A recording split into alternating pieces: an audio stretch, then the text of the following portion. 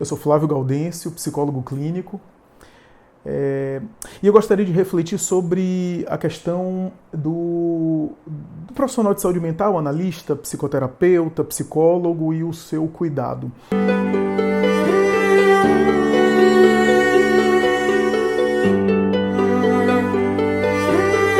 Estudar a natureza humana não é algo fácil. Mergulhar e se debruçar sobre os potenciais psíquicos sempre acarreta um certo desgaste para aquele que olha. Se a gente for olhar, inclusive os teóricos que se debruçaram sobre o assunto levaram anos quebrando cabeça, literalmente, para tentar entender a natureza humana e a sua complexidade. E o profissional que lida com isso na prática de atendimento com os outros é um profissional que sempre está correndo risco. Conhecer ser humano já não é fácil. Lidar com ser humano já não é fácil. E você utilizar sua força de trabalho e sua energia, sua vitalidade para lidar com saúde mental é algo muito difícil. Vender sua força de trabalho já é complicado. Você não vende, portanto, um produto, um objeto, você não é fornecedor de um equipamento ou de um produto que você comercializa.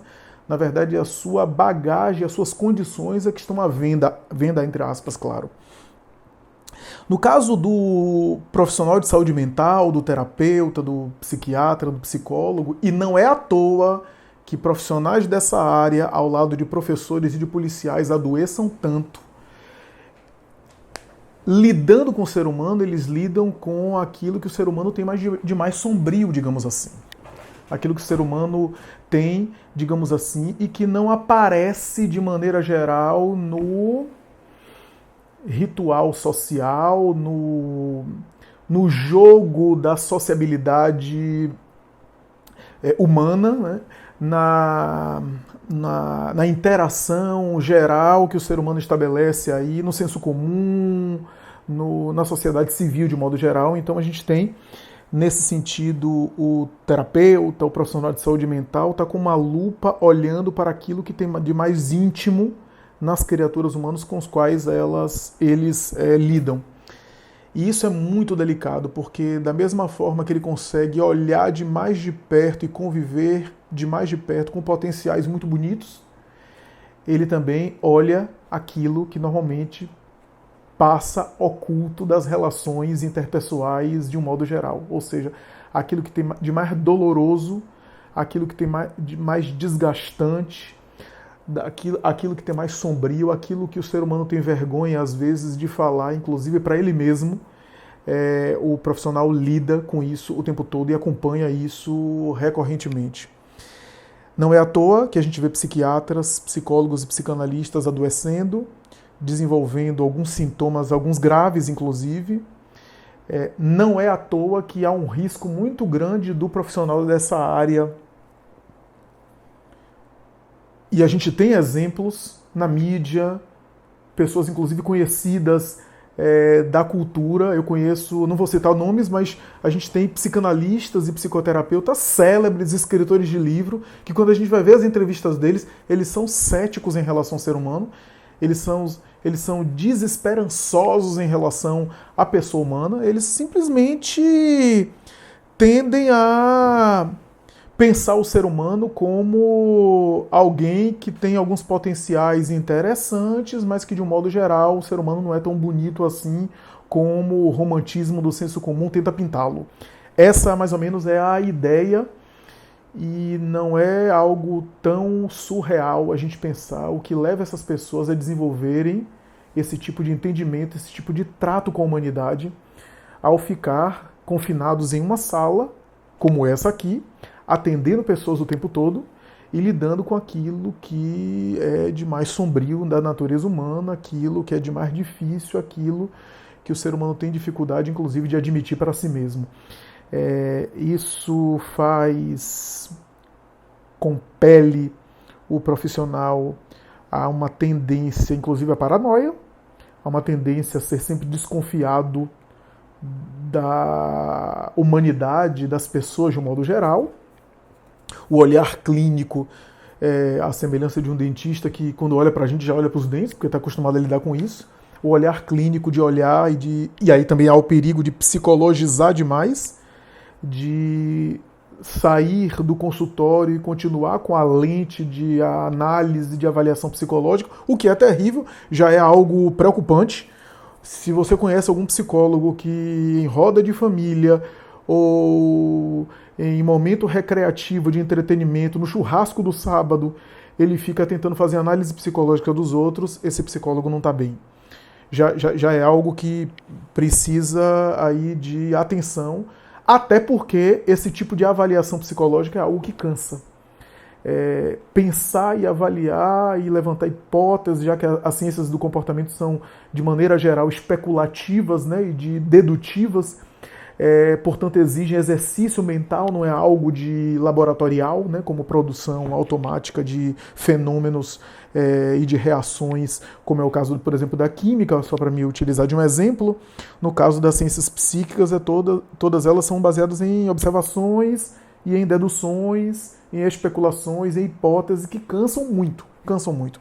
A natureza humana é algo que não se entende somente de maneira direta, mas é algo que se entende também envolvendo os vários campos do conhecimento humano tocam no comportamento humano. Você pensa, por exemplo, numa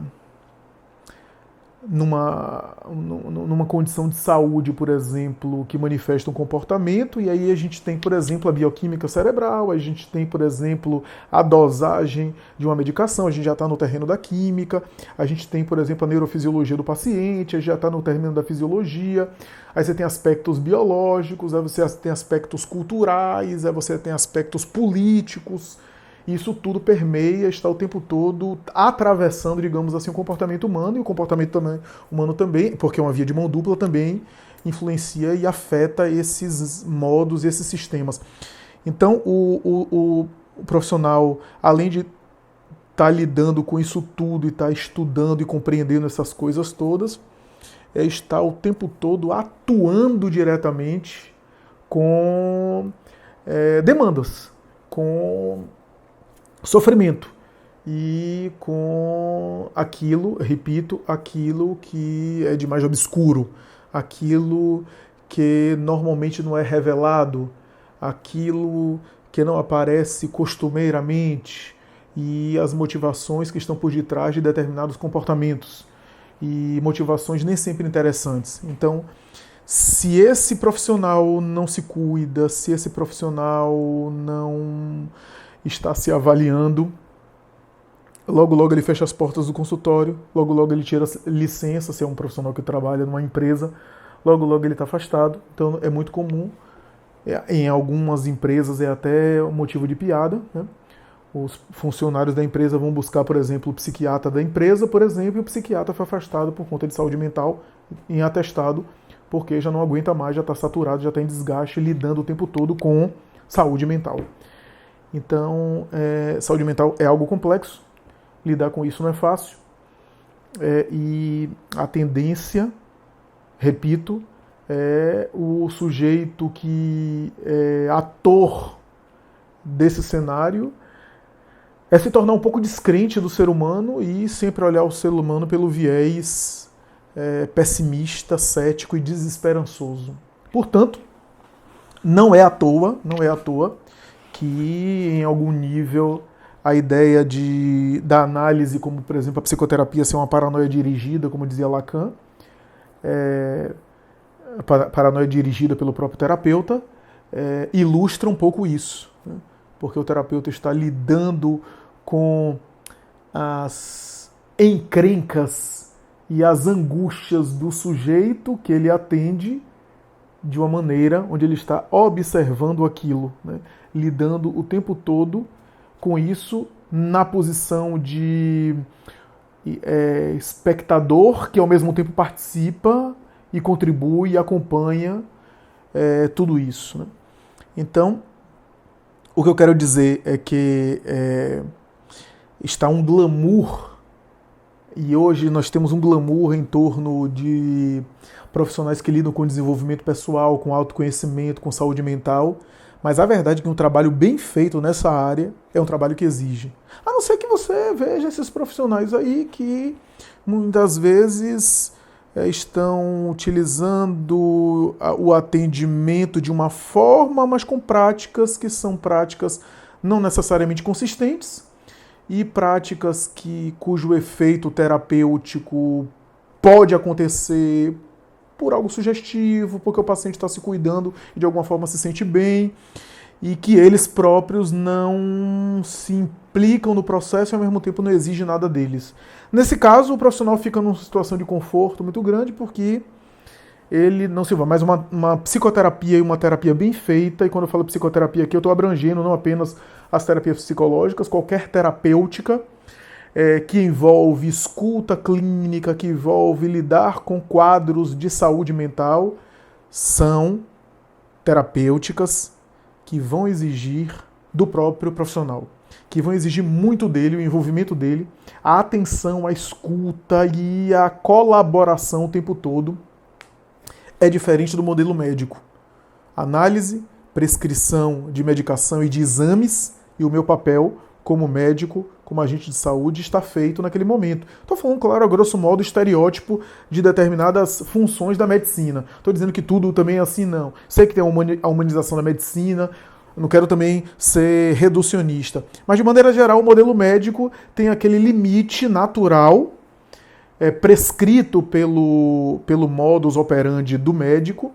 No caso do profissional de saúde, não. O tempo todo ele está atuando com as próprias cargas que ele possui, cultural, emocional e vivencial. Ele participa de uma parceria. Né? O trabalho é uma parceria muito mais horizontal. Então, nesse sentido, ele também se coloca, né? E ele também se trabalha à medida que ele trabalha. Né? Então, a rigor, conselhos de psicologia, por exemplo, e não podia ser, obrigam profissionais para fazer terapias. Acredito que, de alguma forma, o profissional deve se cuidar de alguma maneira, à sua maneira. Há quem ache que, e eu acho que é muito bom, eu acho que a psicoterapia não substitui nada, no sentido que do objetivo que ela tem.